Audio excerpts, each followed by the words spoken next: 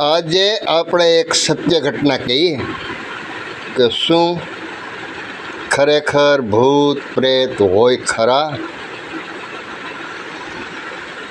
તો એક ધોળકાની છોકરી એના સુરત લગ્ન કરે, પાછું છૂટું થઈ જાય અને એ છોકરી ધોળકા મેલી અને અમદાવાદ વહી જાય અને અહીંયા પાછા લગ્ન કરે. એ 3 વર્ષની અંદર પાછું બે માણાને ખાટું પડે અને એ છોકરીના ઘરવાળાએ આને મારી નાખવાનો પ્લાન કરે અને એના જાણીતાના ઘેરે જાય અને એ છોકરીને ત્યાં મારી નાખે. હવે બીના એવી બને કે મારી અને બાજુમાં 20 ફૂટનો ખાડો હોય, કૂવો હોય, એમાં નાખી દે ને દાટી દે. વર્ષો હોયા જાય. પણ બન્યું એવું કે દાટી દીધા પછી જે બેન ઘરે મર્ડર થયું હતું અને જે બેન રહેતા સાવ્યા કરીને બેન હતા, એના ઘરની અંદર તકલીફો માંડી થવા.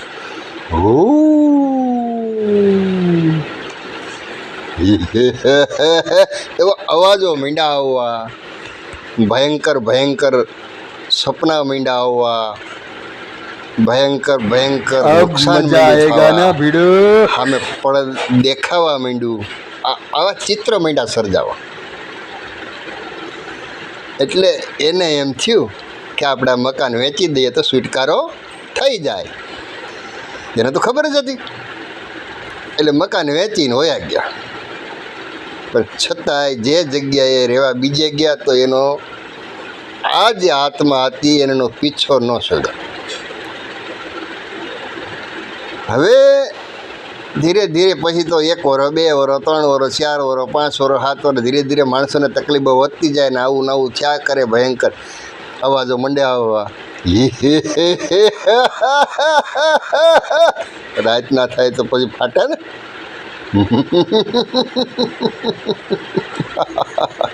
એમ બધું થવા માંડ્યું.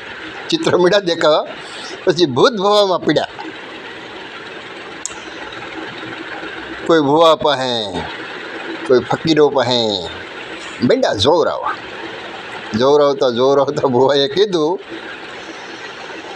કે તમારા જે ઘર જૂનું હતું વેચી નાખ્યું, એ ઘરની અંદર કોઈને દાટેલા છે, એની આત્મા તમને હેરાન કરે છે. વર્ષો હોયા ગયા અને વર્ષ 35 થઈ ગયા. આ વાતની કોકે જાણ ક્રાઇમ બ્રાન્ચને કરી કે આવું છે. ક્રાઇમ બ્રાન્ચના અધિકારીએ એ ઘરની તલાશી લીધી. એ ઘરના માલિકને બોલાવ્યો. પણ આ બેન તો એ મકાન વેચીને વયા ગયા હતા. પછી મકાન માલિકને બોલાવ્યા પછી કે ભાઈ અમારે આને ખોદવું છે. કેમ? તો કે 35 વર્ષ પહેલાંની એક ગુમ થઈ ગયેલી છોકરી ફરજાના, એની મર્ડર મિસ્ટ્રી આમાંથી સુલઝે એમ છે. અને ખોદ્યું અને એમાંથી હાડકાં નીકળ્યા. અને હવે એ હાડકાં નીકળ્યા તે પછી જે વ્યક્તિએ મારી હતી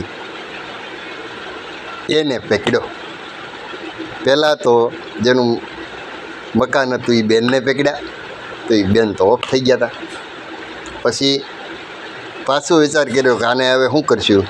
એના જમાઈને ગોઈતો, એનો જમાઈ જીવે છે. જમાઈને પકડ્યો ત્યારે એને જમાઈએ ખુલાસો કર્યો કે હા, તેદી રાતે અંજવાળું લાઇટ બળતી હતી ને હું ત્યાં ગયો ત્યારે મારા હાહુએ મને એમ કીધું કે આ વાત કોઈને કરતા નહીં, નકર આ છોકરીને મારી નાખી, એમ તને મારીને કૂવામાં નાખી દેવું.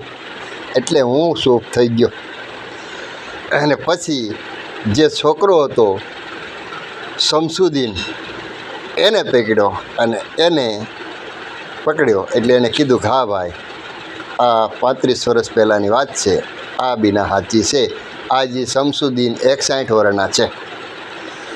તો જાણવા જેવી વસ્તુ એ છે કે જે છોકરી ઉપર અન્યાય થયો એ છોકરીને મારી નાખી દફનાવી દીધી, વિધિ પતી ગઈ, કોઈને ખબર ન પડી, છતાંય જે આત્માને દાટી દીધો હતો એ આત્મા એ લોકોને ભૂત બની અને પરેશાન કરતો હતો અને એટલો બધો હેરાન કરતો હતો, ભયંકર અવાજો, નુકસાન બધું થતું.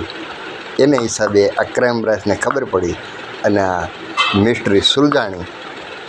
તો આપણે આના ઉપરથી શું શીખ લઈએ કે ભૂત પ્રેત હશે ખરા, આવું શક્ય છે ખરું, પણ બન્યું.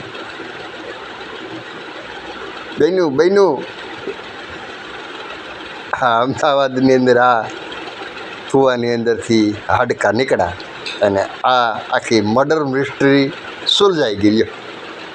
એ આત્મા મર્યા પછી પણ એની મર્ડર મિસ્ટ્રીને સુલઝાવી, ઓલાનો પીછો ન છોડ્યો. હવે આગળ શું થાય જોશું. પણ સત્ય અને અસત્યની લડાઈમાં સત્ય કોઈ દી હારતું નથી. એ જે છોકરી હશે એ સત્ય હશે, એને કારણે આ સત્ય બહાર આવ્યું છે. હર હર મહાદેવ. તમે કહેજો ભૂત પ્રેત હોય કે નહીં. આ તો લીગલી કહાની છે અત્યારે સત્ય.